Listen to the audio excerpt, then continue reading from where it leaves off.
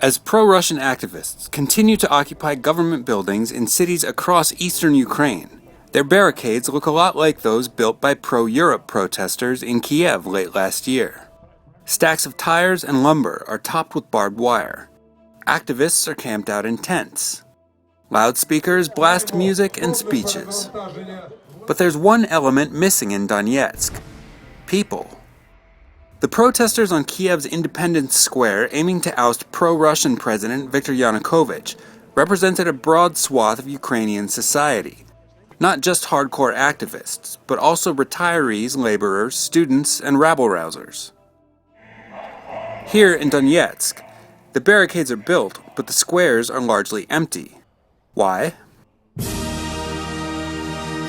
WSJ's James Marson and Paul Sonny report that one reason is the legacy of the USSR in the eastern regions of Ukraine. During Soviet rule, the state ran coal mines and steel mills here, and controlled almost every aspect of life, from education to work to leisure. And the result today is a population largely disengaged from politics, whose main concern is stability. There's also this. According to a recent poll, only 27% of people in the region want to become part of Russia. Only 18% support the seizure of the Donetsk Regional Assembly building.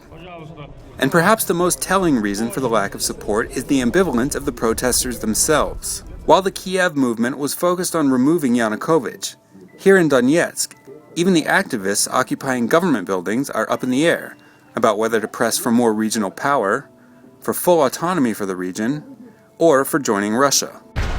This is the Forum Bureau, WSJ's Global News Update.